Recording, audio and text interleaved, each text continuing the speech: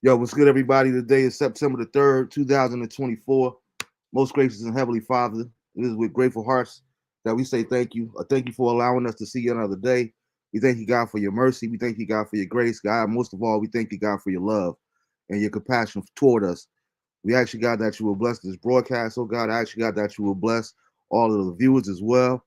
God, I actually lift up a special prayer for every principal, every administrator, every student, every faculty member that as these children prepare back to go back to school on this year. We actually got that you just keep them and you cover with your precious blood as they face their day-to-day encounters, oh God, with one another and their superiors somewhat. That's why that you look on everybody that's suffering from addiction of any kind. Oh, I ask you, God, that you will really find them where they are and deliver them, oh God, out of their situation, oh God. I actually got that you will bless tonight's guest as well as her family and friends, oh God. I actually got that you will bless our conversation as well. Let it bring forth healing. Let it bring forth education for those that are viewing as well as us that's partaking. Oh God, we just give your name all the praise, all the glory, and all the honor in advance. And we thank you in the mighty and the matchless name of Jesus. We pray. Amen. Amen. Everyone, let me know what you guys are how you guys are watching, whether you're watching on the Facebook channel or the YouTube channel, either one. And for those that haven't already, please go subscribe to the Marvin Bennett Jr. Show, the actual Facebook channel for the show, not my personal page, so we can get that up to 100 followers.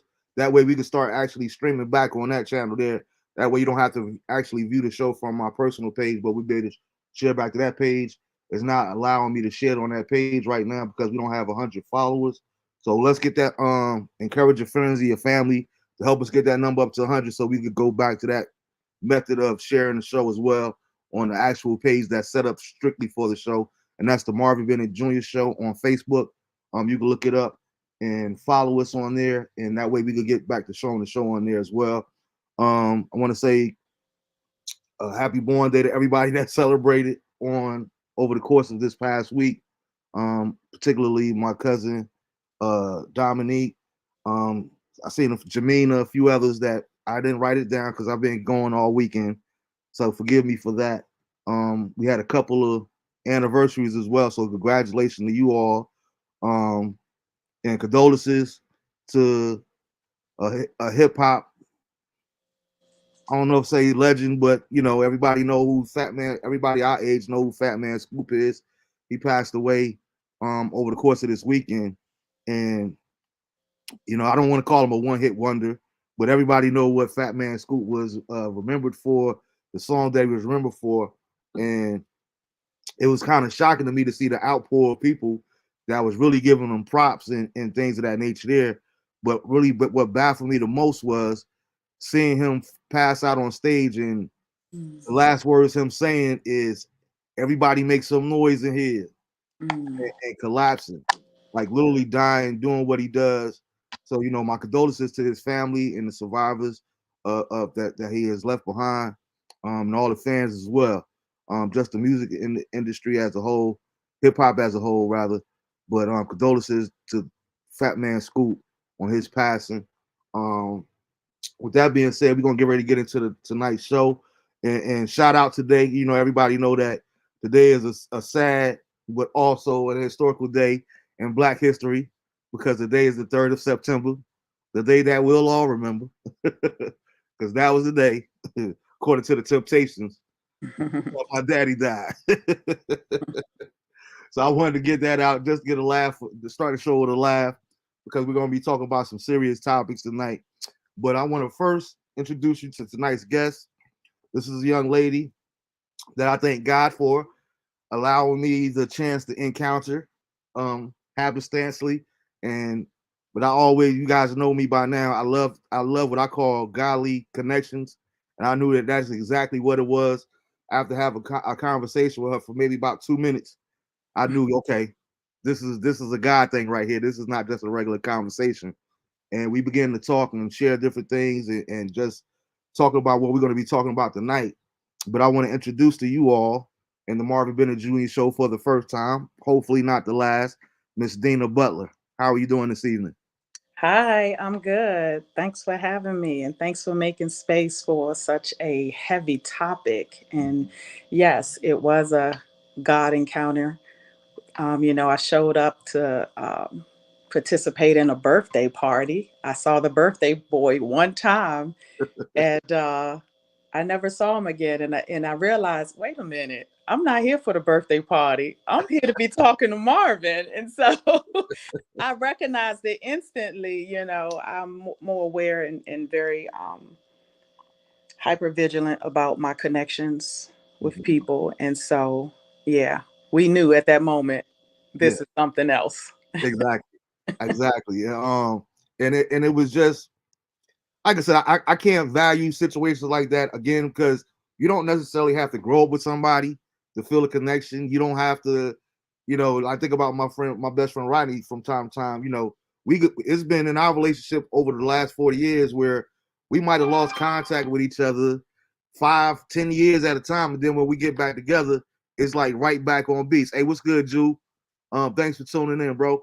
Um, so I never take it lightly. I never take it lightly or take it for granted, so to speak. When God places people of significance in my life, I know that some people are coming to your life for seasons, and some people come into your life just for a reason.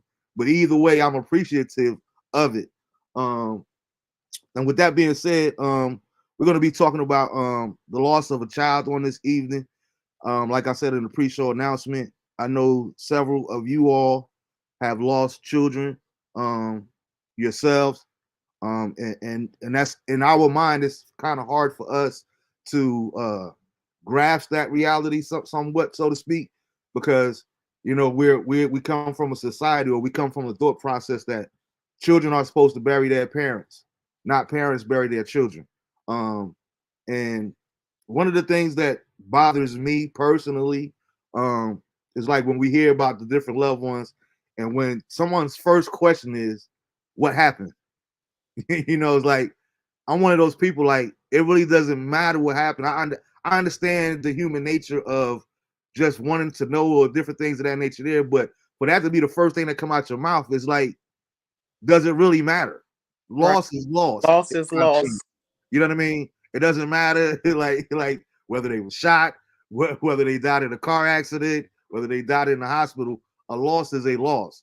And it's so unfortunate, especially like you when you talk about young people, because let's talk about it. I mean, we are having I have this conversation with former classmates all the time, but it's crazy to me that we have so many of our peers that we are losing now. Like, you know, from regular health, not being killed, not being, you know what I mean, just regular health reasons and stuff like that.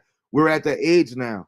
Hmm. So for us, when we see the different ones 20, 30 years old, I was reading the article earlier this week. I believe it was we up to 17 deaths in high school football from the summer and whatnot, whether it be heat stroke or whatever the case may be. These young men are out here dying, not even 20 years old yet, not even old enough to vote, and they're losing their life. So I think that it's very important for us to take out time to celebrate life, um, and just to be that much more connected. We live in a society now where we're so busy trying to grow our businesses, where we're trying to work, we're trying to enjoy life at the same time. But let's make sure that we're taking time out to water the flowers, so to speak, and spend that quality time with the ones that we love, the ones that we mean something to, and the ones that mean something to us. Because, like I tell people all the time, I don't need to know how you feel about Marvin at the funeral. I can't hear that. You know what I Right. mean? And I'm not into being fake humble either. But Mhm. no, give me my roses while I can still smell them. Let me know that I had an impact in your life. Let me know that I was significant to you in some type of way, or fashion, or form. Because every day is not a good day for me. Sometime I might be going through those words of encouragement might be enough to get me through that day or whatever that is that I'm going through. So it's really important for us to really show and express our feelings um, about how we feel about one another while we yet can. Um, so before we get into Terrence, um, tell me a little bit about yourself. Well, I'm a mother of three. I work for NASA. I don't think we got to talk about that. Oh, nah. Yeah, but I work for NASA. I've been there. I have 36 years in now, so I'm looking forward to retiring in about 4 years. I had all three of my children were D1 athletes. My oldest, Tier Butler, played basketball with Syracuse. Okay. Tasia Butler played basketball at JMU, and then my son was at Drexel University studying engineering. So they're all, very talented athletes, and I just enjoyed being a mom to them. So a mother. I'm recently divorced, got divorced in 21, living my life, having a good time, being around friends and stuff like that. But yeah, that's Now, about it. I'm let me enjoying ask meeting people and talking to new people. As we had that connection, I'm just yeah. wherever God leads me. Now let me ask you: did the children did they get some of the skills? Did they get some of the handles from moms? Oh no, I ain't had parents like me. Once my parents realized the sacrifice in terms of what it was going to cost them, Mm-hmm. keep me involved, me and my sisters involved, it was over because they love the party too much. And I'm not knocking them for it. That was Yeah, their, yeah, but I did not have parents like myself. And I realized that my kids did have a gift and they wanted to go to college. And having three kids, I was saving, but the schools they wanted to go to, I couldn't afford that. yeah, Tierra wanted to go to Duke and Syracuse, and Syracuse was 55 grand for the first year when she was going into. I only had 36K, so I was starting off in the red. So we yeah, had to figure out what talents do these kids have, and they just happen to be, gifted academically and athletically. And so we put in the work to get them trained in basketball, and their gifts turned into their currency. Their talents turned into their currency, and so they all got scholarships. And Tasia even got a master's out of her, so they were able to come out of school. And then my son was going into his third year at Drexel, but my two oldest were able to come out, school with no debt and prosper.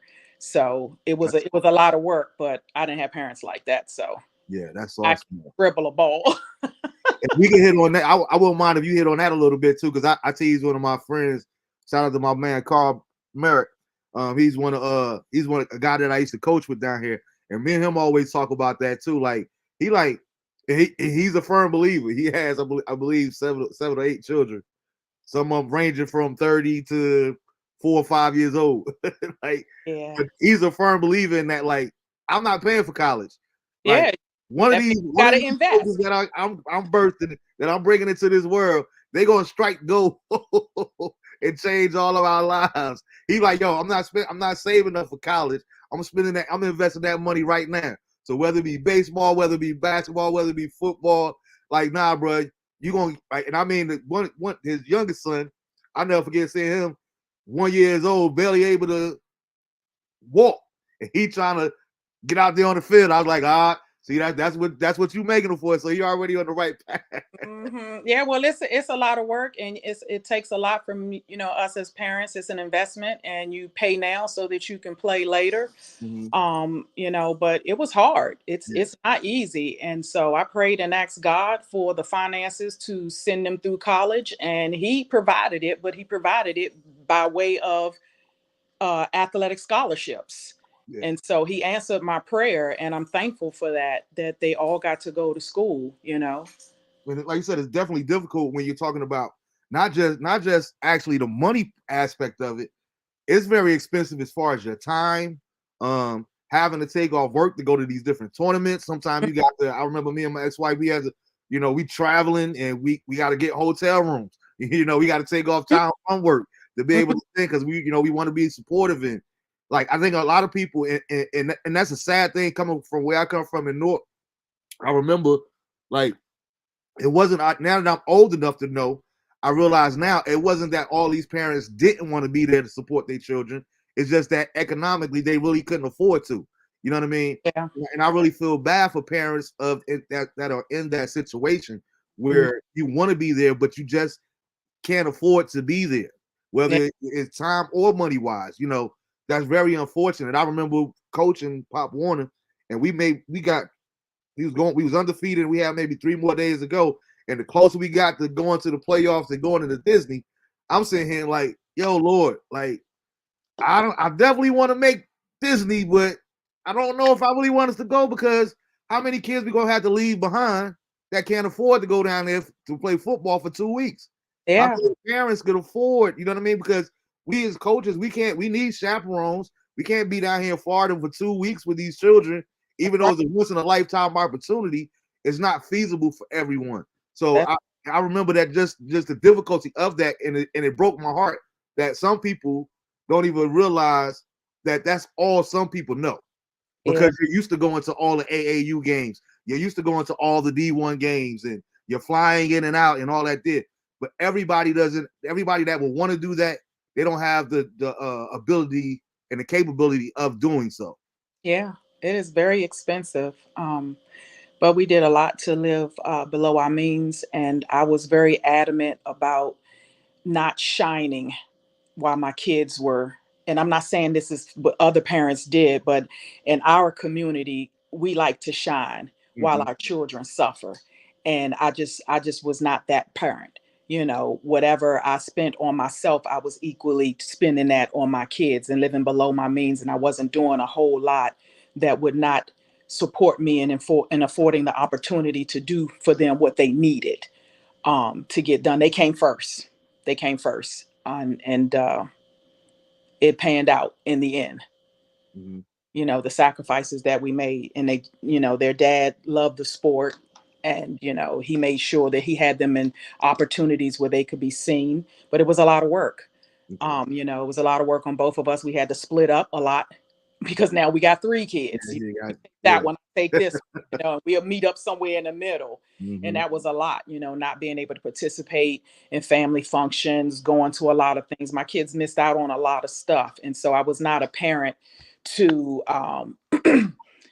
that will say no a lot, because when you have a children that's playing from the time that they're in their early double digits, 10 years old, up until they go to college, there's a lot of time in there to seed time and harvest. And what happens is the kids, they lose track of having fun, going out with their friends and doing stuff like that. And so you have to do fun things in between to not build up that resentment, because they could lose the love of the sport because it Mm-hmm. becomes a job to them. And my kids did experience a little bit of that, but they see that what they wanted to do later on in life, bouncing that ball, got them there. So they had to be equally good in multiple things. So my first daughter, she is an artist, but bouncing the ball got her degree in environmental interior design at Syracuse. Okay. You get what I'm saying? And so Tasia loves HR. So she went to JMU and she got her master's,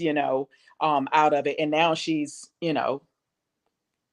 just got a great promotion at Department of Navy. So she's just doing, exceedingly well. And my son was on that same path as an engineer major. He was a brilliant kid, loved math, just wise beyond his years. So this recent loss, it has caught us all by surprise. Yeah. That he was on a trajectory just like his sisters. We did this thing 3 times, so obviously we did something right. Yeah. um, Absolutely.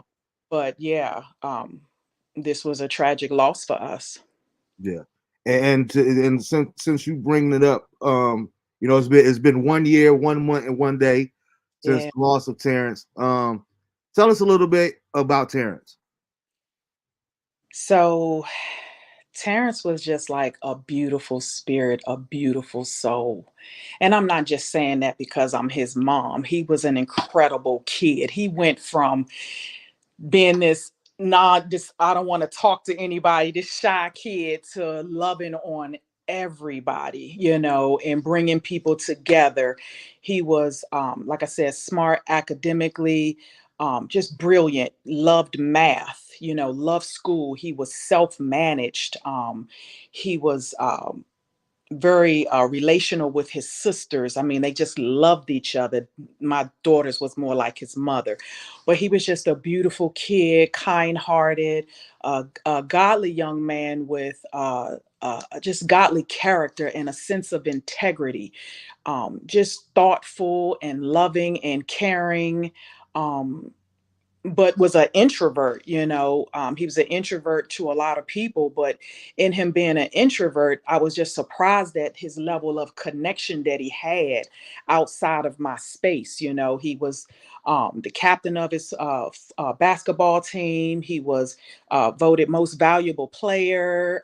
He was the leading scorer. He was a McDonald's All-American nominee. He was just a brilliant kid, and he played very well, but just a loving, loving, kind spirit. And it crushed a lot of people, not just us, but it crushed our community. It crushed the basketball community, when we found out, what had happened. So yeah, just a brilliant kid. We never saw it coming. We never saw it coming. Mhm. And so our hearts have been crushed because we lost a good one who reached a lot of people, connected a lot of people. um just an all-around good kid, a Christian kid, loved the Lord. We swapped scriptures. How you and I was talking to OTI, eventually some of Yeah. our conversations started leading to the Lord. And Uh-huh. with me and my son, we would just talk about Christ. He would send me scriptures and stuff, say, "Hey mom, what you think about this?" I went back and looked at all our text messages and just saw how godly he was and how he just wanted to do the right thing, and how he just loved the Lord. And he didn't he wasn't like a person who was connected to external trappings. He was so focused Mhm. in what he needed to do. He was disciplined, like I said, self-managed person. And just brilliant, smart, genius, funny. He had a dry sense of humor. um yeah, just a great kid, just a great kid. Just, I mean, just full of love, and shocking that this has Mhm. happened. Yeah. Um, and if you don't mind, we're talking about this subject, and we're talking about this because what he did die by suicide.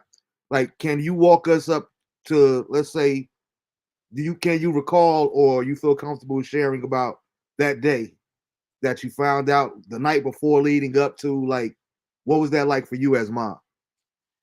So it was extremely hard. My son, like I said, he was going into his third year at Drexel, and me and his sisters, we would take him to school. We would be at Drexel 2 and 3 times a week, and we would go and pick him up and bring him home. And during the Spence and Crawford fight, the boxing match Okay. here, he came home, on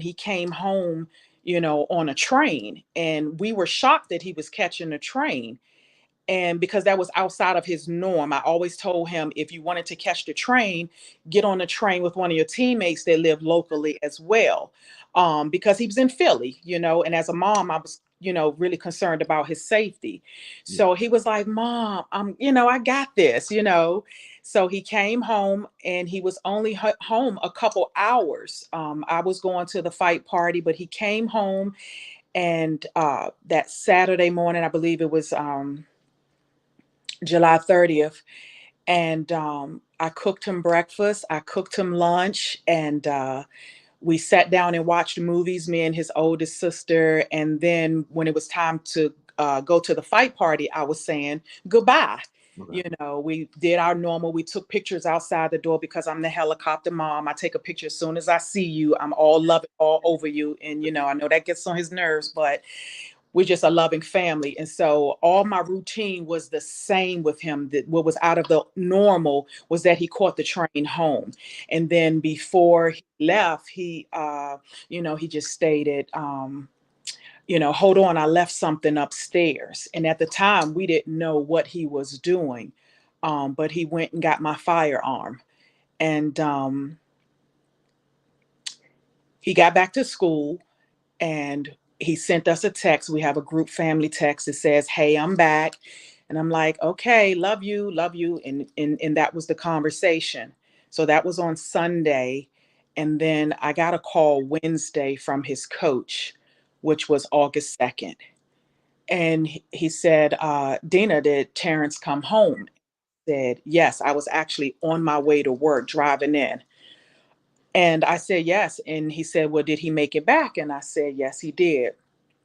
And he says, well, we haven't seen him. He hasn't been to church. He hasn't been to basketball practice, and he hasn't been to class. And he's never missed any of that.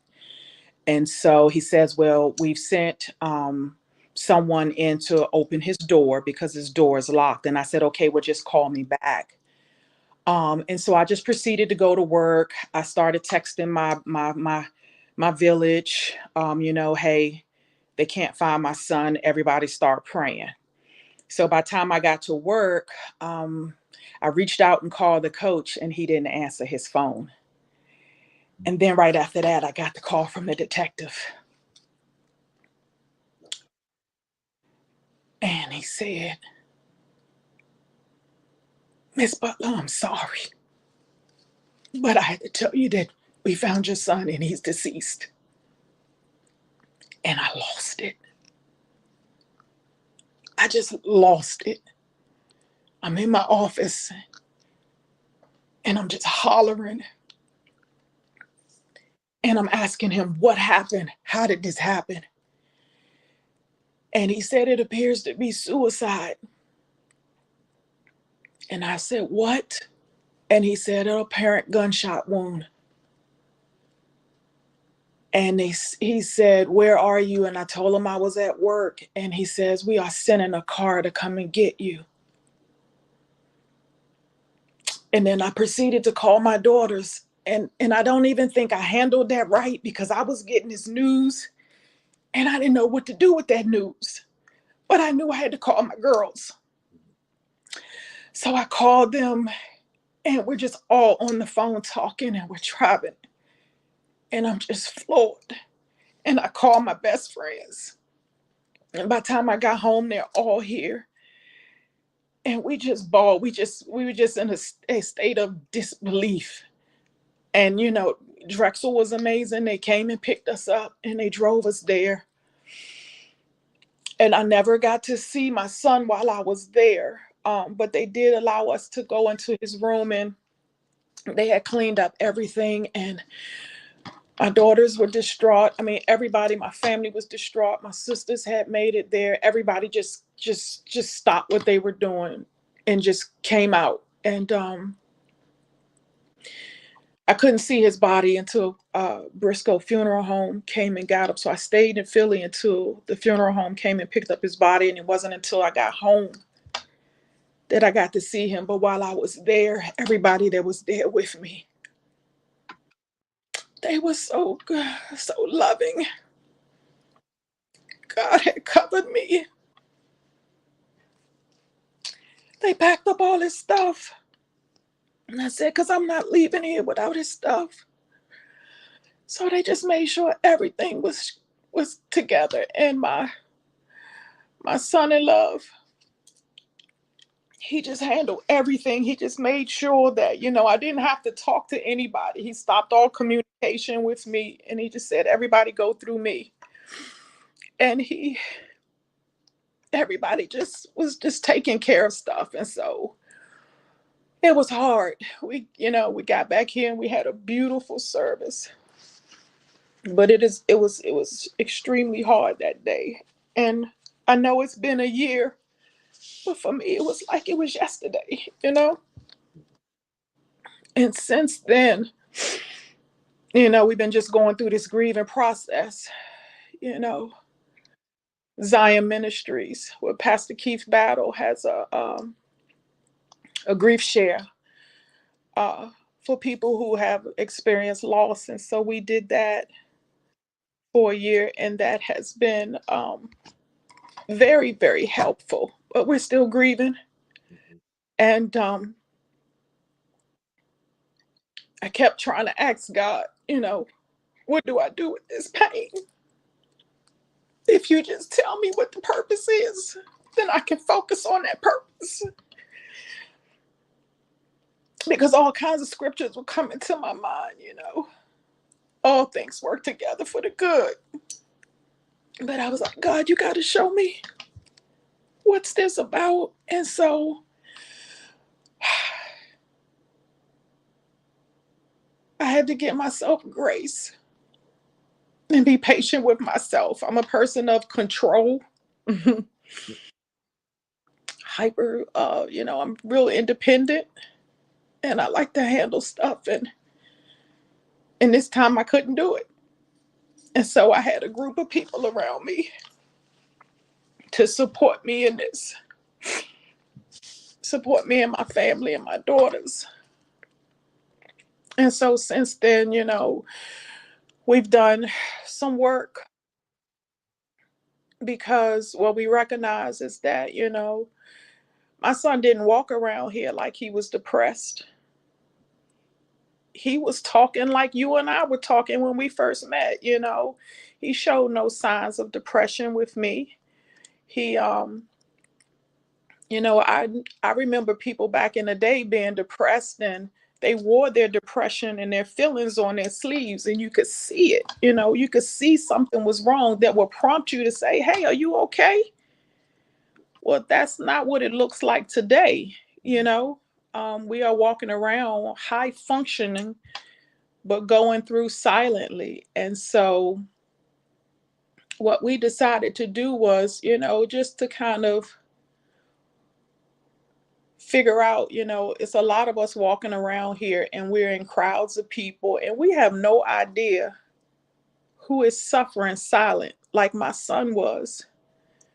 And so together, me and my daughters, we developed this shirt and we've sold a lot of shirts. It's not for a profit, but it's just for us to wear and be committed to saving another life. Somebody's child looks just like my child, and just having the information that they can call if you're feeling like you're going through and you need some help. You can dial 988, because you matter, um, you do matter. And there's a lot of people out here suffering.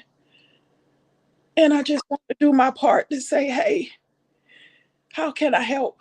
Because I don't want another mother to get that call, not another family to get that call. And unfortunately, the suicide rate is going up. Yes, it is. It's going up, you know. And I just want to do my part to say, God, how can I help? Mhm. How can I help somebody not to get that call? Mhm. And I think that platforms like this is part of it. Um, suicide is something. Oh, excuse me. Suicide is something that's near and dear to my heart because I've talked about it on the show previously, but I was a person that has attempted suicide on several occasions myself, and so I know what that side of it is like, and I thank God. I joke about it, but I mean it wholeheartedly.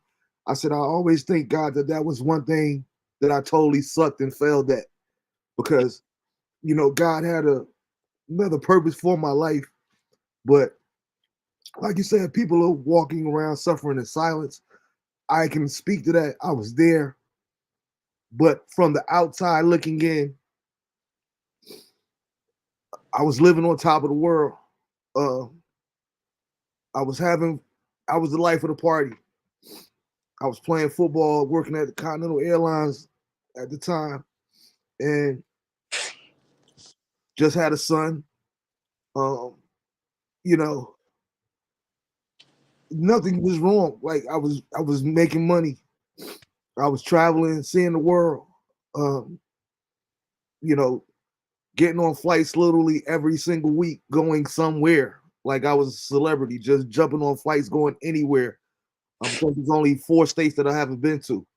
Because I was just getting on flights just to say I've been to this state before, to go to Wyoming, just to say I've been in Montana and all these different places, South Dakota, and what have you. And I remember um, the very first time that I did. Uh, my girlfriend at the time, she called my mom and was explaining to her like Marvin is not okay.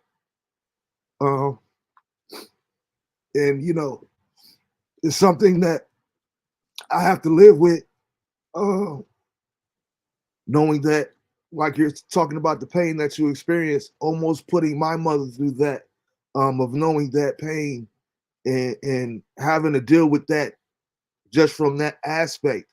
And I remember it so well because I remember uh, I'm one of those people I like to watch those different things on YouTube where people share their different testimonies about dying and coming back and what did they see and all this kind of stuff here and that there.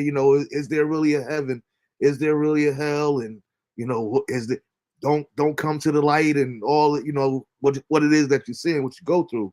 And I remember having the out of body experience and being able to be everywhere and nowhere at the same time. Mm. Like I remember the view of seeing me on the couch and watching it, and able to, within the same. It's hard to explain because there is no concept of time when Mm-hmm. it comes to the spirit man. But it was like I'm sitting here watching me on this couch and simultaneously able to go look at my grandmother's house all the way in North Carolina, several states away because I'm in Jersey at the time, and be able to go to Chicago and all seeing all these different things all at the same time simultaneously. And I just remember how good it felt to be able to move like that and how free I felt. I felt so free. Um, and I remember, and shout out to Judy McLaurin, one of my mother girlfriends. She came with her to my ex girlfriend's house at the time, and they began to pray for me. And they began to pray over me. And I can remember hearing my mom say, because my mom, she was worried when she was a mother when she first walked in and see me in that state. Mm-hmm. Um, it wasn't the woman of God that showed up. It was just the mom concerning Right. the child that showed up. And I remember I remember hearing her saying that, we need to hurry up and get him to the hospital. And I could see me telling her, going in and out of consciousness, because I'm still from out of body, but I'm seeing it. And I remember telling her, like, no, you guys can't take me to the hospital. Mm. You can't take me to the hospital because if I go to the hospital, they they not gonna let me leave. I've Wow. done too many things. I've done too many bad things. They're gonna lock me up. You can't take me to the hospital. Uh, and they was like, okay, well, what do we do from here? Like, he's not in his right mind, and he's confessing to the crimes and doing all of this. Yeah, it might not be the best thing to take him to the hospital right now. And I remember the Holy Ghost rising up in my mom, and my mom just began to pray. Yeah. And Judy began to pray with her. And I remember hearing my mother say, devil, you can't have him.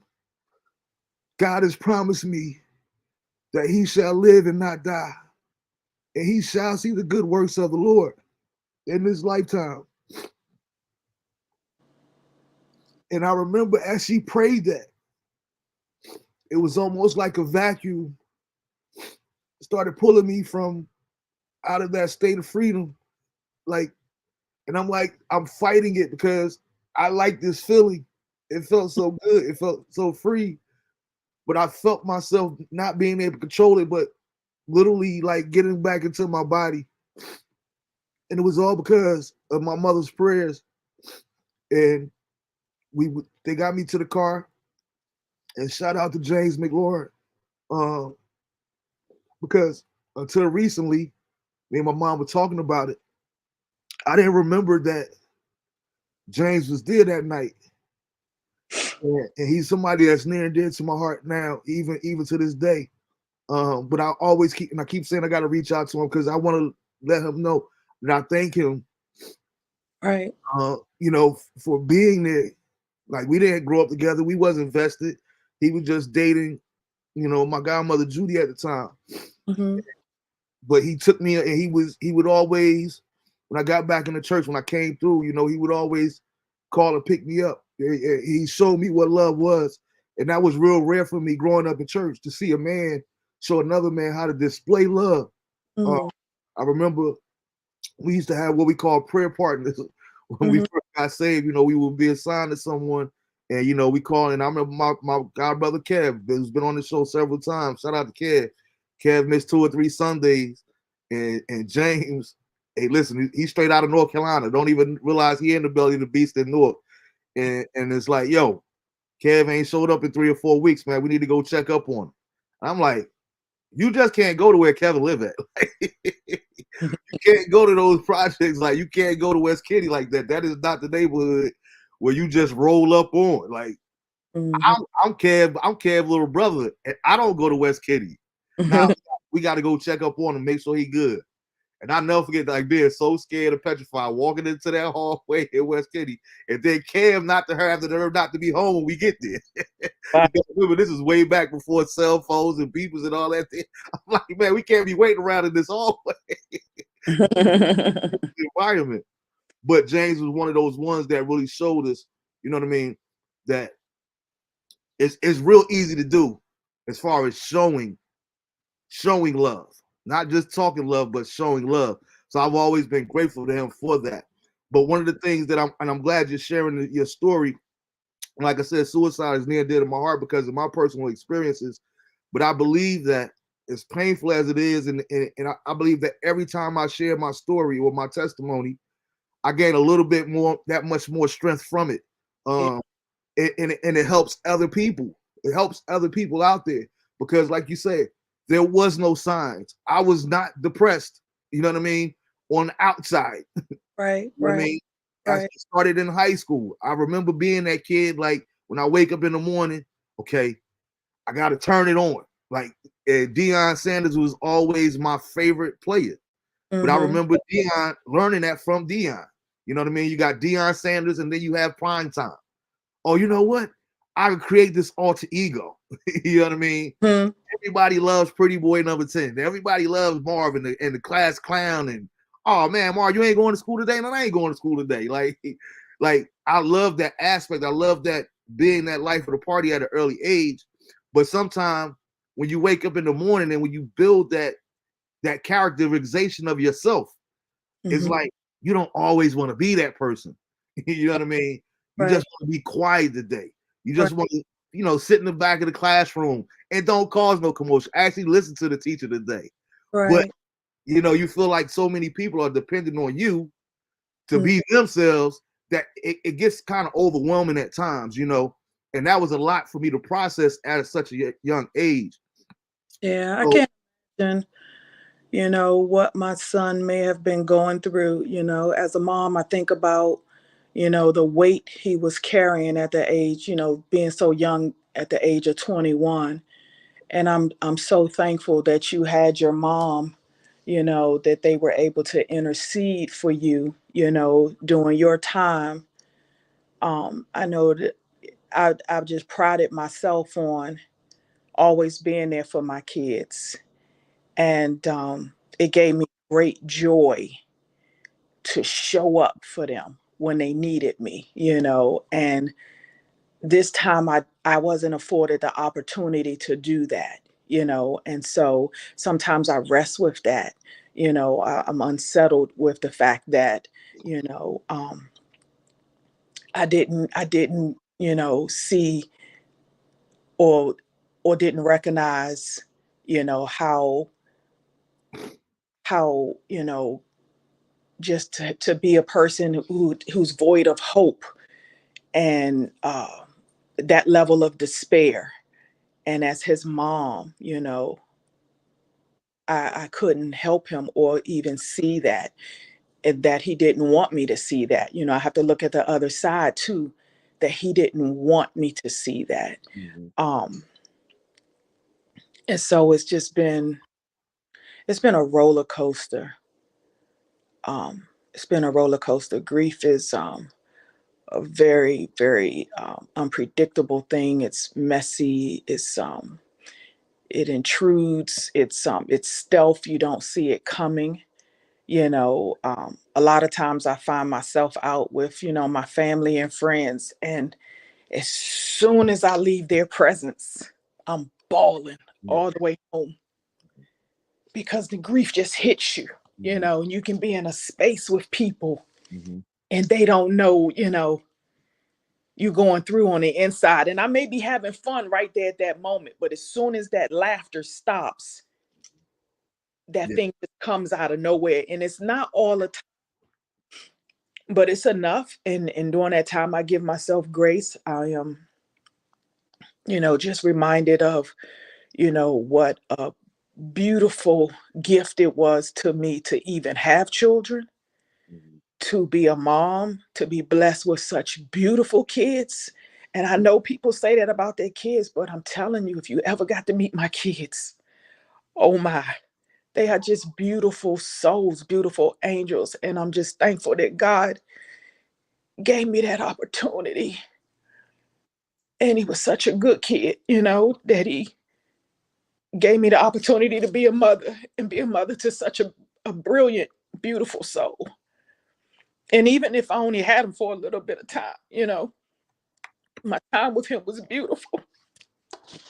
It was beautiful. And, you know, the level of grief that I feel, you know, I know what love is. I really know what love is just by what was taken from me. And so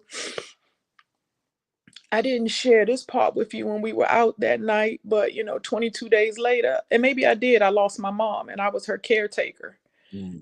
So,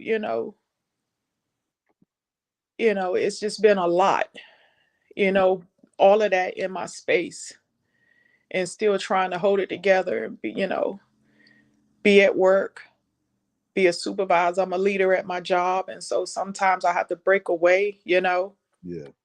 and just deal with my feelings and my emotions. But I'm so thankful to God that when it happened, He showed me what was in me. You know, Yeah. all I wanted to do is worship. I just wanted to be close to God. And so at that moment, it showed me how connected I was to God and what my relationship with God was like. You know, I didn't have to fight. He was right there. His spirit was just all over me. And then he, sent all these people around me. And I was just overwhelmed by the level of love that God would put on you, even in a powerful moment like this, that you can feel love and all of this pain Hmm. in the same space. Yeah. Yeah. Yeah. So it's been different. My life is forever changed. Hmm. It's forever changed. I see things differently now. My level of compassion for people is different. It doesn't matter who wants to talk. Yeah. You cross my path. If God wants me to say something to you, I'm talking to you. Yeah. And not that I wasn't doing Hmm. that anyway, but I just a heightened sense of we know not the time nor the hour, Hmm. nor do we know how we're going to go. So I'm just valuing everybody that's in my space. If you cross my path, it's God ordained. Hmm. My, And my friend Julian said, I hope this can be helpful to you, Mom. I give by every day by thinking of all the good times with my son. I never think of the wrong things that he have done. All I ever see is he's a smart young man. I know it's hard, and I hope that God will comfort you through this loss because he lost his son maybe about a year or two ago as well. Um, thank you. so yeah, it's something like, and that's one of the things that I like to think that I've been pretty successful at. People always ask me, well, why did you create this show? Why did you create this platform? And the very first show was the same day as George Floyd's homegoing service. But it's like the pandemic was brand new. People were quarantining and the lockdown started nationwide and curfews and what have you. And it was like it just felt in the sense of I got to the point where I couldn't even watch the news. I didn't want to watch CNN. I didn't want to, and it was just so frustrating. And like I always try to tell people, when we look at late night television, um, these celebrities they could go on to promote their new movie or this new product that they have or their clothing that they have and all these different things and entertain us.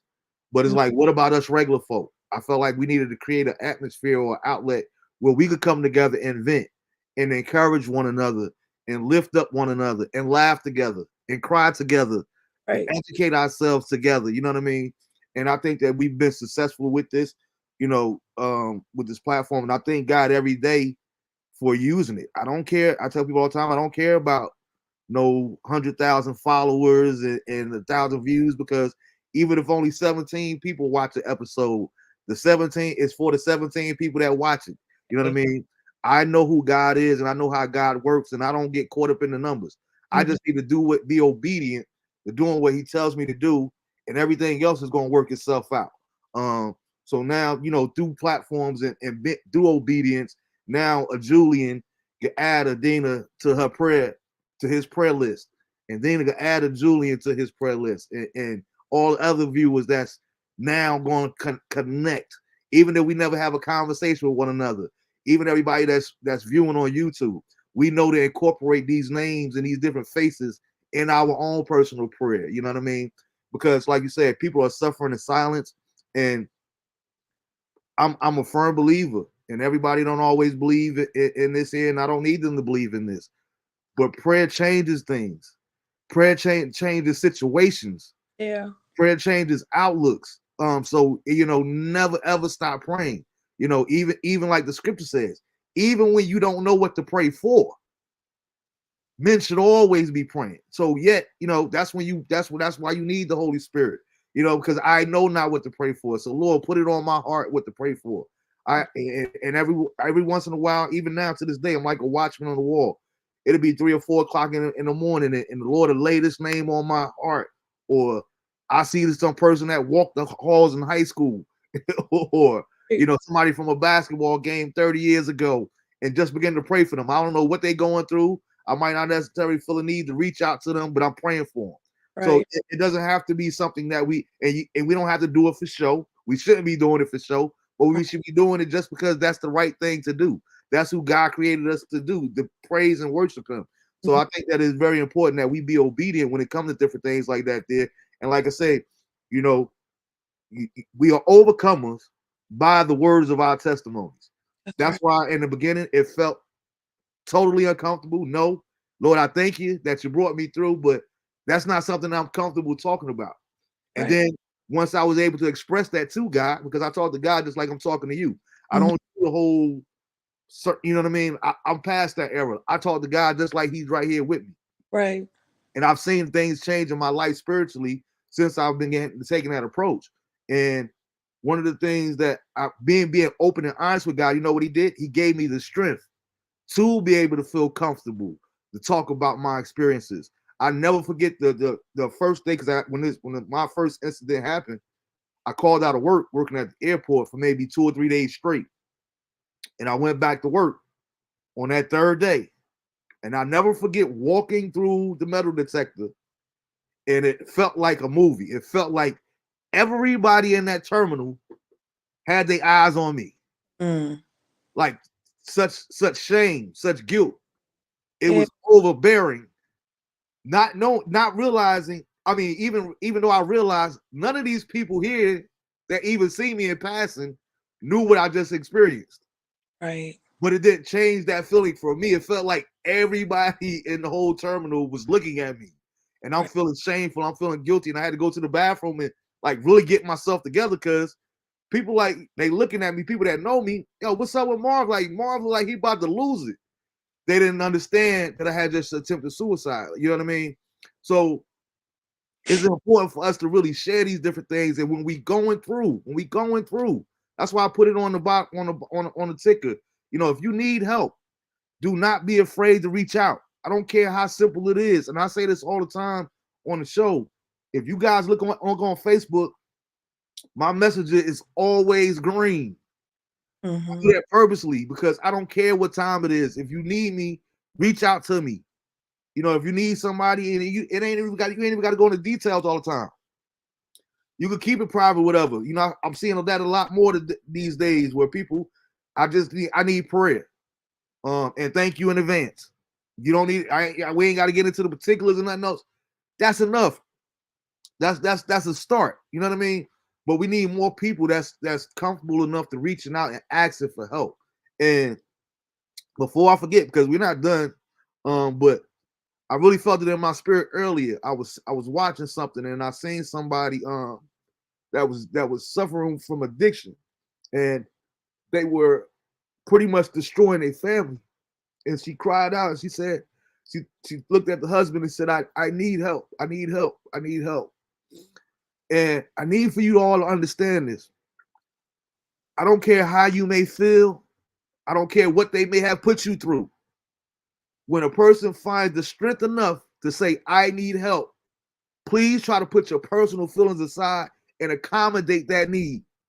You can Yeah. pick it back up once things get back. But in that moment, let's put all the personal, the drama aside, the heartache aside, because it takes a different kind of strength Right.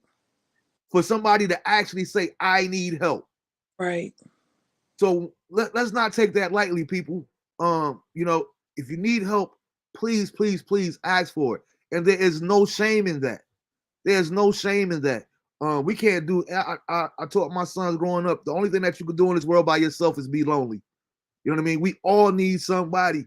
We need, whether it be physically, whether it be spiritually praying, or whatever the case may be. Let's be there, support one another. And like I say, I can't stress that enough. If somebody can find it within the strength within themselves, because that's not always an easy thing to do. It's Right. not, and I'm not even talking suicide at this point. I'm talking about when you need help, period. You know Mhm. how hard it is to ask for help sometimes. Even though you know you can get it, it's still a hard thing to ask for in certain situations. So Yeah. when somebody actually finds the strength to ask you for help, please be willing to accommodate that person in that particular moment, in that particular space and time. Yeah. Um, yeah, but so I thank you for the opportunity. yeah, absolutely, absolutely. And like I said, I don't have no time frame. Like whenever we done is well, wherever we done. If you need to go, just let me know. Sure. But you know, um, even with that, you spoke about being divorced. Um, how was that part? Because we talked about it a little bit before we went on live. I'd imagine that because I'm a divorced too. I have two adult sons, but I would imagine the same way is a little bit different when you're older, when you're dealing with older adult children as opposed to little children. You know what I Mhm. mean? Because with little children, you have to come together and figure out how you're going to co-parent and work these different things out. Like, would you associate grief to being the same way, like dealing with the loss? Do you guys are you guys there to help? Because that's a part of both of you all. That's something that you all share. Right. I don't think that, I mean, it was not just my son, it was his son as well, and I think in that moment, you just come together and we deal with the situation. We dealt with it, the situation at hand. Just like I'm grieving, I can imagine that he's grieving as well. It was his son, and so I don't take anything from that. I believe that we both have grieved in our own way. He was special to both of us. Different types of relationships. I'm a mom and I'm a nurturer, and the guys, their relationship is a little different, but nonetheless, I don't think he grieved any less than I grieved. I think, he's human, he's a child of God as well. And so he felt the pain just like I felt the pain. No parent wants to lose a child, and despite, where your walk of life, where you came from, we weren't people who were at each other's throats, and so when this happened, you don't even think about any of that other stuff. You just, what do we need to do? What is going on? We're all in disbelief. And so he's, grieving in his way. and I'm grieving in my way. But yeah, and I pray for him. You know what I mean? You know, Yeah. yeah. So And how about your daughters? How are your daughters processing? it's been hard for my daughters as well. You know, my daughters are, you know, I'm sure they have their private moments. I'm thankful that they're open to sharing, you know, when they're feeling, you know, a certain kind of way. But they took it really hard too because they were like his mama. You know I was a mama, but they were like mama bear over him. They took care of him. They did things for him, and he confided in them. I mean, they did everything. They shopped and bought all his clothes, and you know they were in the basketball world, so they had things in common that they could talk about. You know, being in shape.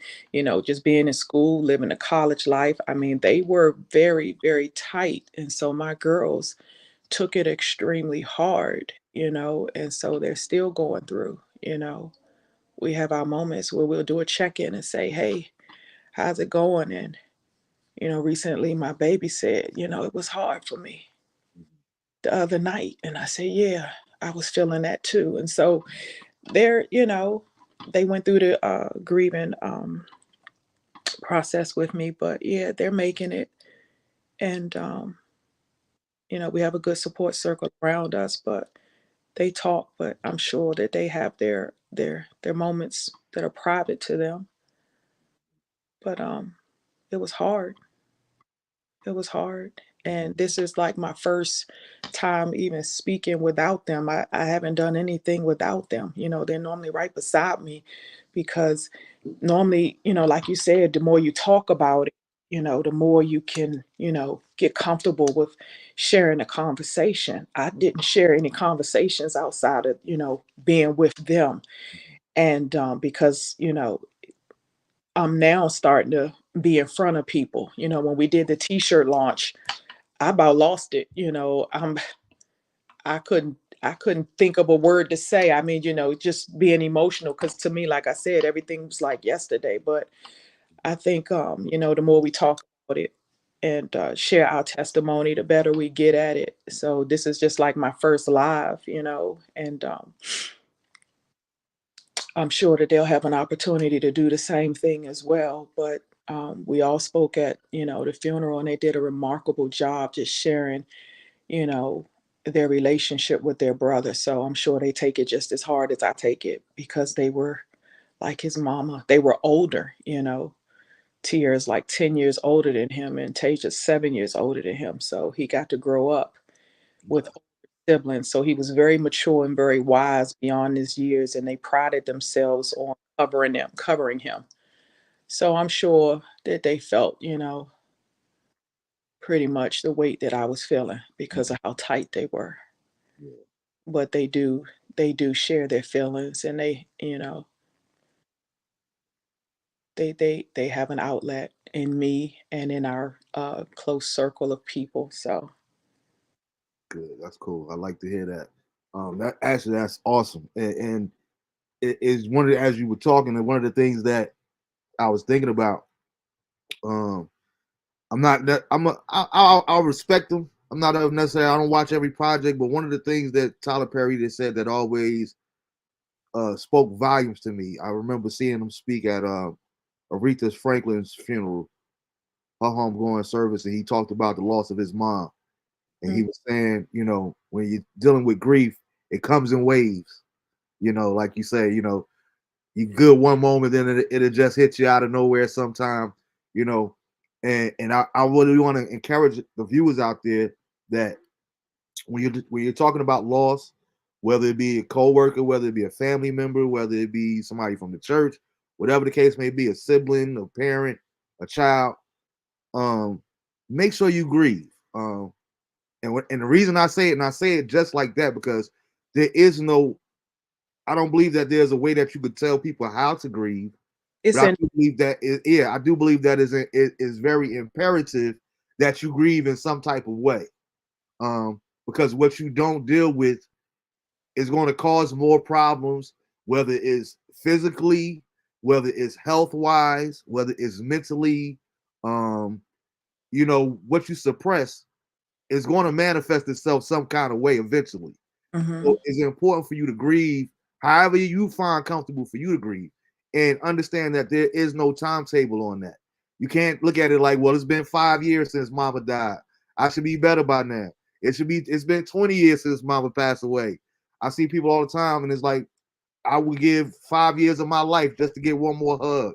So, whatever your process is, make sure you go about it the right way, and grieve. And like I said, I think we don't use that word enough when we're talking about mental health, because we're going to get to mental health too, suicide prevention. But process is important for us to process things, like, because a diamond isn't a diamond until it goes through the process of becoming a diamond. You see what I'm saying? No matter what it is, you don't elevate yourself to entrepreneurship without going through the process of learning how to be a business owner, or whatever the case may be. So one of the things that God gave me, he usually gave me a theme for the year, and I believe it was 2018, when I was going through my divorce. It was like, trust the process. And I had no idea what it meant at that time, but I had to trust God. Like, what do you mean trust the process? And also, if it doesn't make that much more sense to me now, how important it is for you to actually go through the process, because once you get through that process, as painful as it may be, as many tears as you may shed, I promise you it will all be worth it in the end. Yeah, yeah. I believe that, I believe that wholeheartedly, you know. Now, and I know that you sent me the link and you mentioned it earlier, but did I type that right? If somebody's dealing with suicidal thoughts, and just going through, can they just simply pick up a phone and dial 988? Yep, that's it. Dial It's 988? just that easy. It's Okay, just that easy. It is just that easy for them to reach out um, and call that number, and they'll get an answer right away. There's somebody's going to pick up the phone. okay, So all right. you don't have to be a counselor. You don't have to do any of that. Just let them call this number. There are professionals on the other line that are ready and able to help that person. You just lead them there. Mhm. Now, So that why do you think that that's not, and we're in the middle of an election year. I don't do politics, but we're in the middle of election year, and people are always promoting these different narratives. Why you should rock with me, and why you shouldn't rock with me, this person, and vice versa. Why don't you think that this is something that's known more? Because I'm not sure if any of the viewers are aware, and you guys can put it in the comments to let me know. But I've never heard of 988 before. well, you know what? Guess who invented 988? Who created that? Kamala Harris and Joe Biden, President Joe Biden. Okay, They created that in 2020. okay, And so it's so relatively new. It's not something that's been it's around. relatively new. Okay, Yeah, it's relatively new. Just seeing the rate of suicide gotcha. rising. So they created that, and mental health awareness is not anything new. Is new for me because it's on my street now. But this Mhm, isn't something that people aren't out there, you know, paving the way. I'm just joining forces with what's already out here, and you don't know what's out here until something hits your street. I wasn't thinking about this. mhm, My life completely changed. And so now I'm in that group. And so now that's all I see.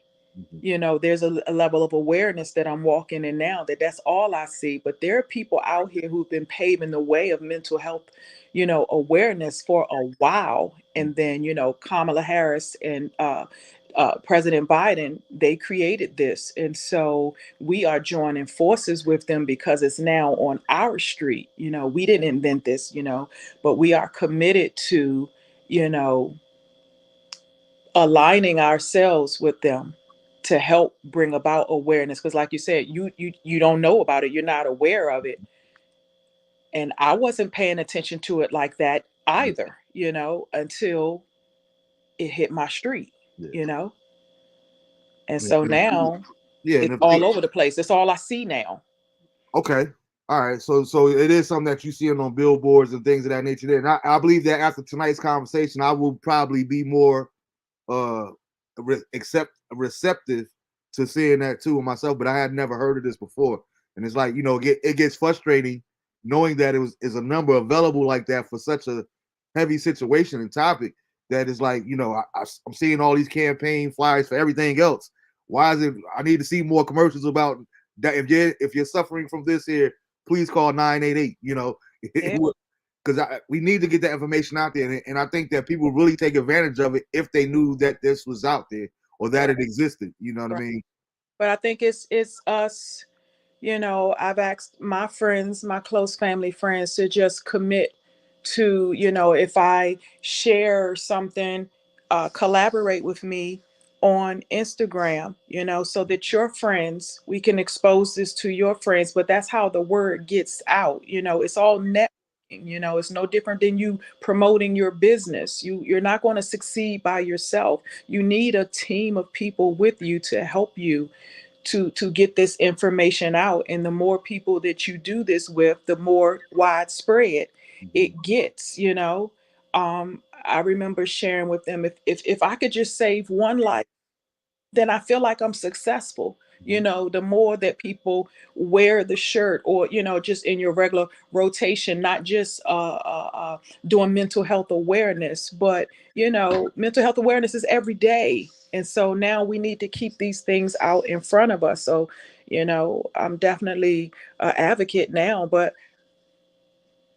I'm aware of mental health awareness prior to this, but not like I am now. And it was this,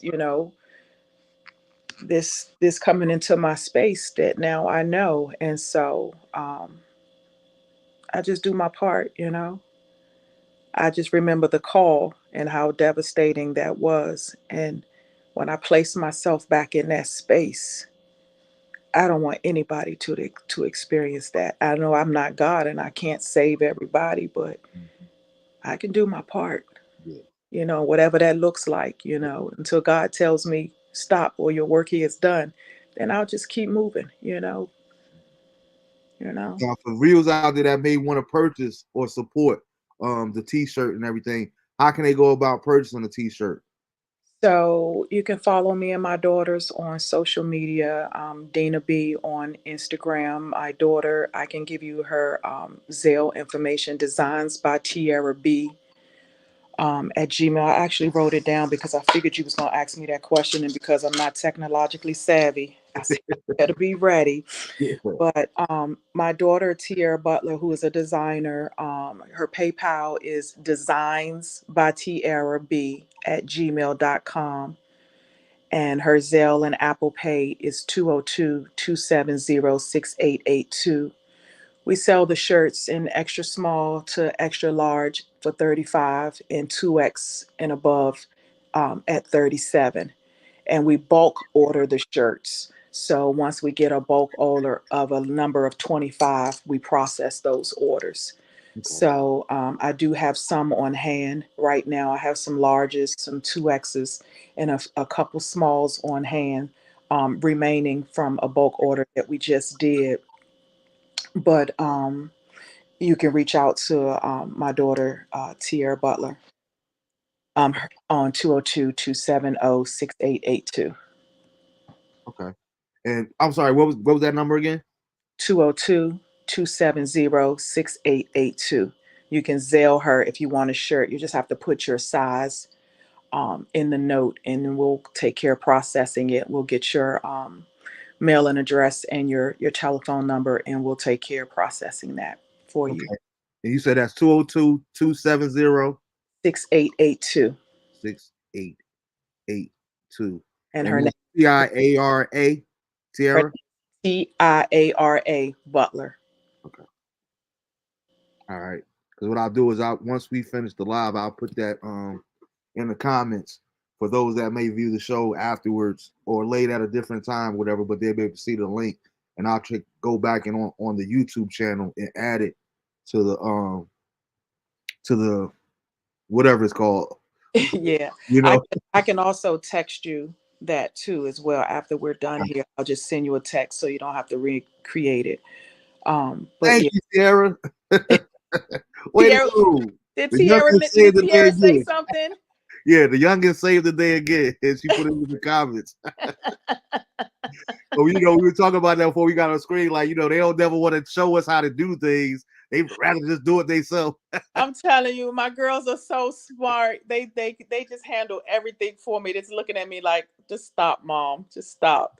Her Tierra and Tasia are incredible.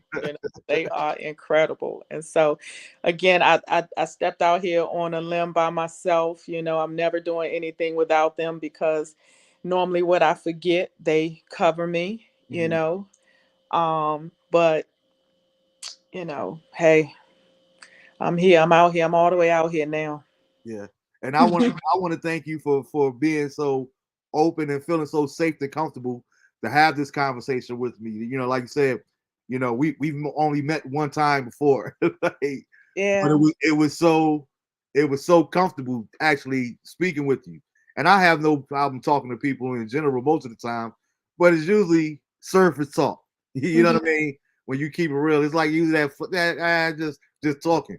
But it felt different when I was talking to you, and I'm like, yo, like, and then when you got to explain it to me the whole situation with Terrence, and then I told you, I remember after telling you that I had attempted it myself, and the way the look in your eyes changed, like, oh wow, like this is Yeah. really real. This is really Yeah. real. Yeah. Yeah. Mm. Cash Apple Pay, thank you for helping save a life. Absolutely, absolutely, Tara, and thank you for being a mama bear and a big sister to Terrence as well, and a sister mom to make sure she don't embarrass you. Yeah, yeah. I got another group of. I mean, my sisters. Chris and Jewel, and my quad, Donna, Jen, Tasha. I'm telling you that they are amazing people. They have really held up my arms. A lot of people have come to the rescue, but they have really held up my arms. And JD, just being there, Naeem and Arthur, shout out to them. For just being wonderful, wonderful people who cover me, and I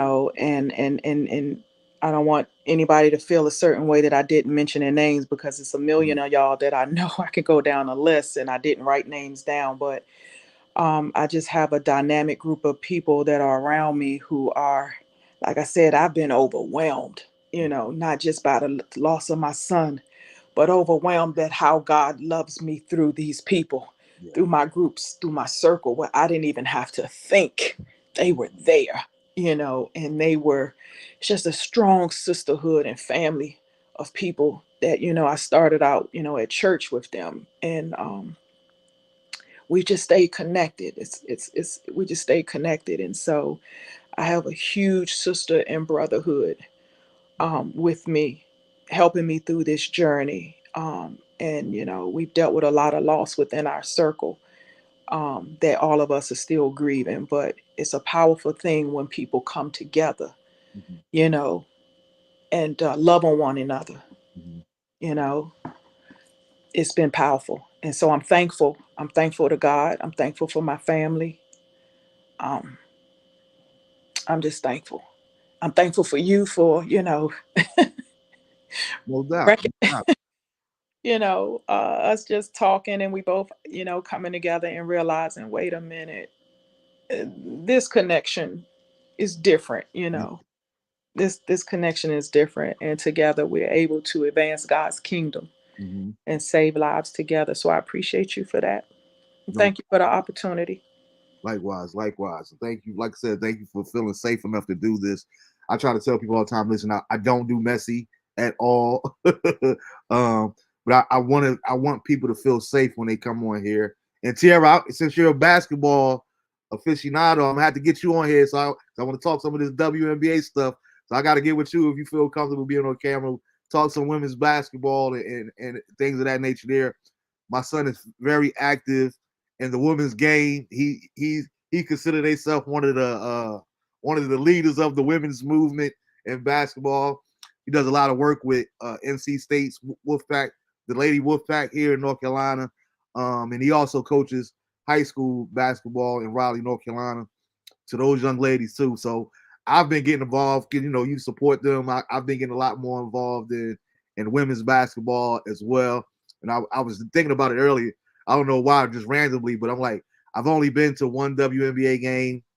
I think in my life, I went to the very first game, home game that the New York Liberty had back in '96, June '96. And I still have the towel from the very first game that they played at Madison Square Garden.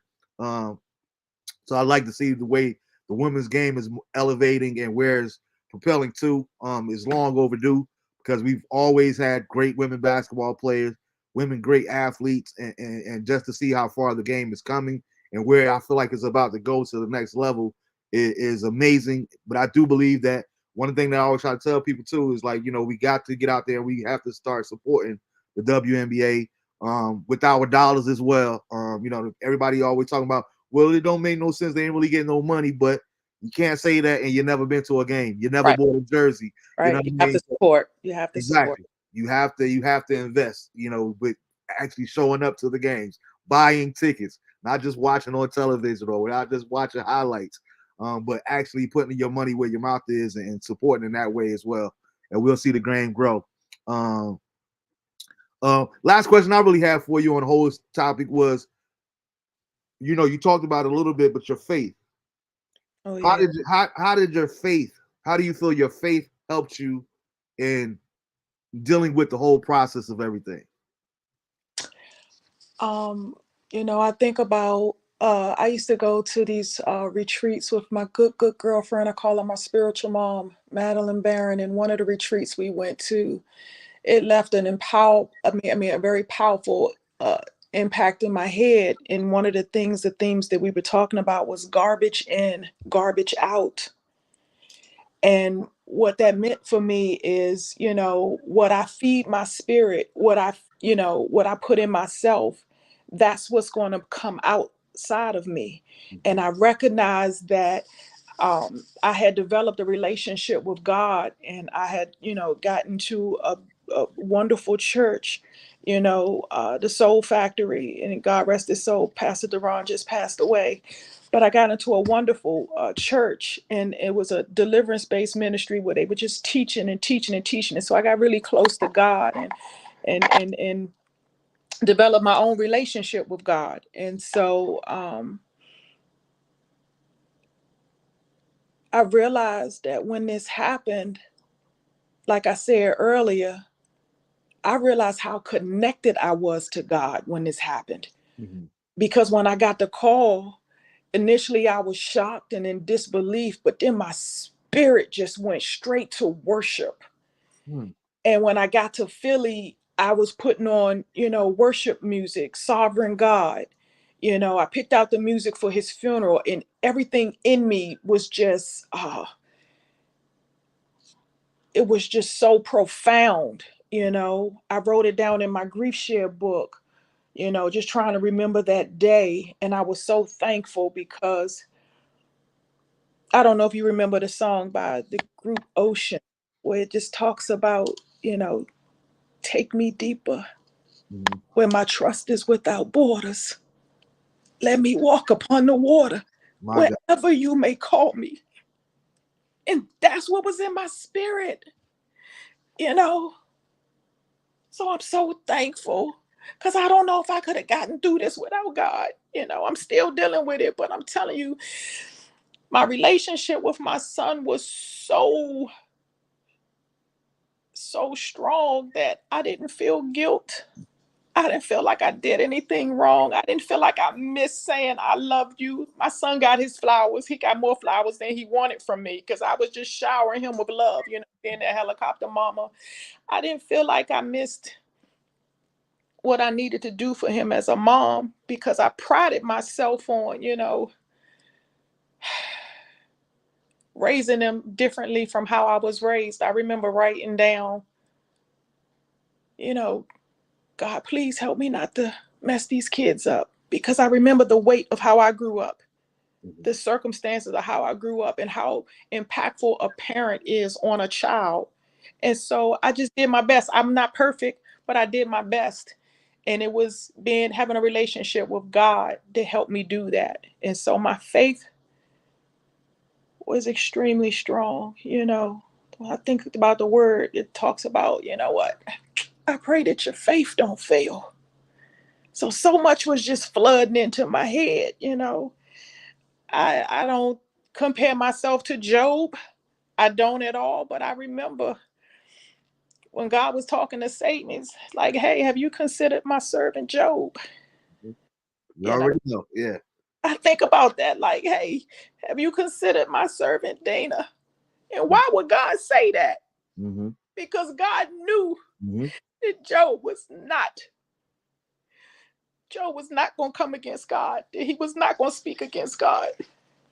I'm, And I'm so I'm so glad you went there because I feel it in my spirit. This is something that I always do on a personal level, but I'm saying it tonight on the show.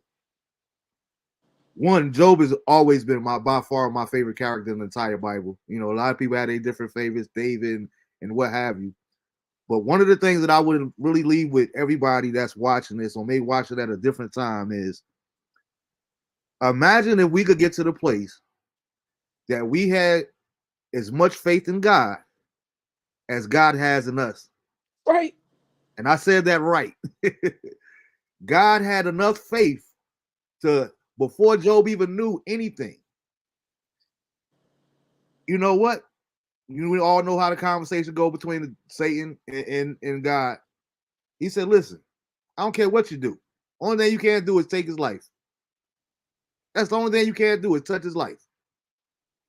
But I know I'm going all the way in if you gamble. I'm putting all my chips in the middle of the table, banking on my servant Job. yep, And if God has no respect to person, like you say, if God can have that much faith in Dena, if God can have that much faith in Job, when are we ever gonna get to the place where we have as much faith in God as God has in us? I don't care what you throw at Tierra, she's not gonna fold. I don't care what you throw at Julian, he's not gonna fold. He's gonna serve me. Or anybody else, you put your own name in that there. We have right. to get to a place spiritually where we have enough faith in God that God has in us. That's right. That's right. So I'm thankful, you know. I don't see how people live without God. I just don't see how they do it. I'm not judging nobody. I just don't see how you do it. I couldn't make it. Mm-hmm. I just couldn't make it, you know. But I think about that, you know. Um, It makes a world of a difference. God knew. I used to say to people, if it's coming down between, you know, you and God, you're gonna lose. Every single time. You're gonna lose. Because I'm not gonna choose you over God. Every single time. I'm not. I'm not. Because we all got to answer one day. And I just want to be able to stand before the Lord and say, I did what I was supposed to do. Mm-hmm. And I'm Absolutely. probably alive with God. And I did what I was supposed to do. I'm not promised tomorrow. Mm-hmm. God, I did what I was supposed to do by my children, by my family. And I'm okay with that. Yep. I'm okay with that. So if God says, this is what it's going to be, because my daughter Tiara said, and Tasia said, this ain't catching God by surprise. Mm-hmm. You can't. So, you know, God, you allowed it to happen, and you allowed it to happen for a reason. And He is impacting more lives in His death than He did when He was alive, and so be it. Mm-hmm. So be it. And because He was a believer, I'll see Him again. But it, you know, I don't dismiss the fact that it's painful, you know, not living with Him physically anymore. But I don't know if I could have did this without God. Mm-hmm. Yeah. I, I totally agree with you. And it's funny because we never talked about that, but I literally had the same conversation with a family member a couple months ago. You know, I don't care. It is not that I'm not being respectful to how you feel, but when God tells me to do something, whether you want me to do it or not, you're gonna lose every time at this particular place in my life. You know what I mean?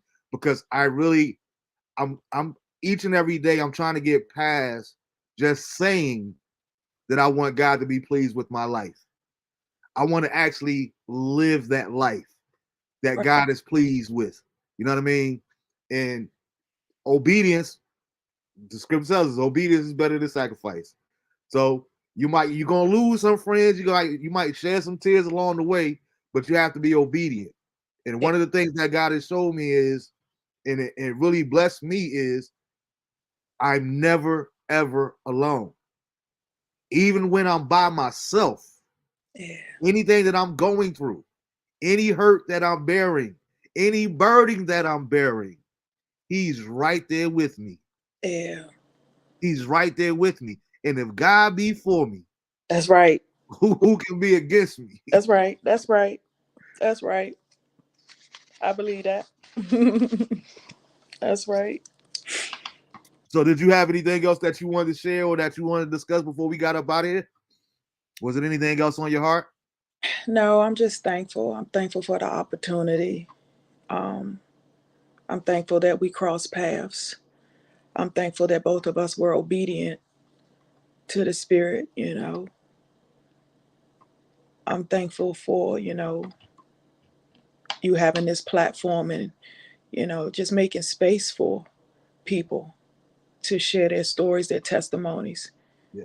from all walks of life, you know. Um, but we just got to keep praying for each other, The level of warfare I've been going through lately, just my spirit being heavy. I Mhm. know it's because God is doing something. Yes. He's Can't up. put ain't put my fingers on it, but my Uh, spirit real heavy.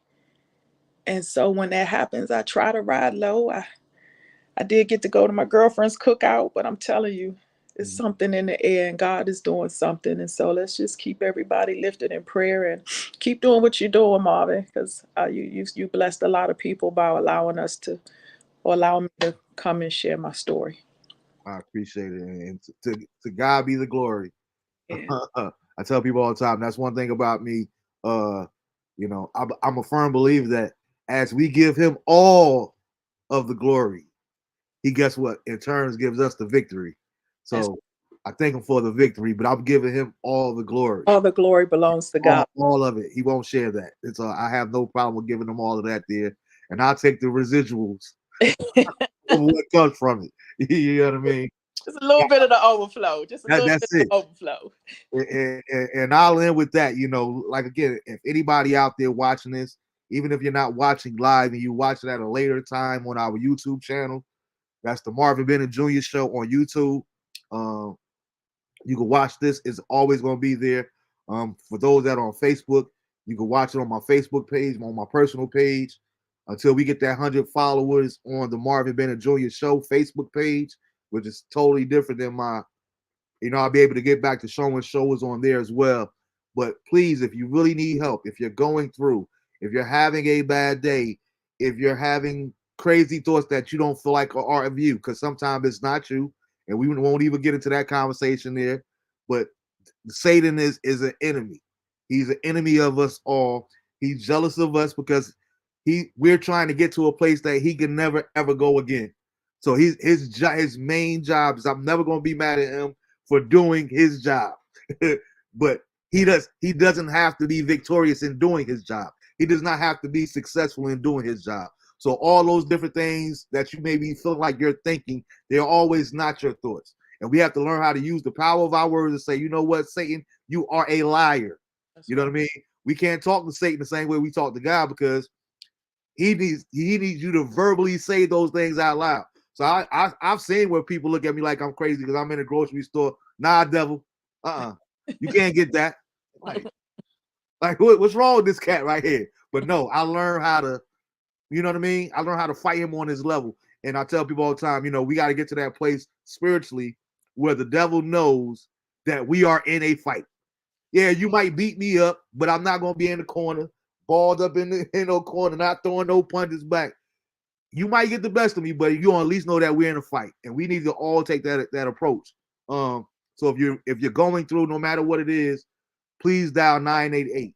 You know what I mean? That's That's right. out there. That's available. I'm always available if you want to talk to somebody that you may know, or you might know me through social media, whatever the case may be.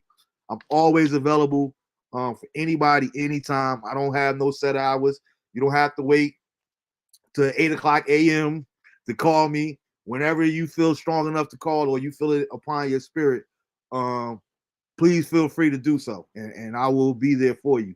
And I don't just say that; I mean that wholeheartedly. No matter who you are or how long we've known each other, we've never met or not. I'm going to do my part in being fulfilling the purpose that God has placed me here on this earth, as to be, and that's to be partially a representative for Him in the physical while I'm still here. So yeah, please feel free to do that. Um, please we're going to put the information out there. Please try to support the t-shirts. Um, and what does it say again? Mental health awareness. Health awareness. You matter. Yep, you matter. Mm-hmm. And I think that's a powerful message in itself. As we can get some of these t-shirts and purchase some of these t-shirts and wear them, because I think about it all the time. How many times I see somebody in a grocery store or the mall or just out and about. I like that t-shirt there. Mm-hmm. But imagine somebody that's going through that might have not found the strength enough to call 988 yet, but they saying you matter. You know what I mean? That might be just enough to keep them going a little bit longer. So let's really support this cause. I believe in it. I'm going to be ordering my t-shirts myself shortly, um, because I believe that is a cause that's worthy. So we want to thank God again for the time that He's blessed us and allowed us to have Terrence in this space and time. Um, we thank God for his mom Dena. We thank God for the sisters and the whole village. Because again, we're here to edify the kingdom and lift up the kingdom. You know, so nobody that's walked in this earth has ever lived a carefree life, so to speak, or never had to not face anything.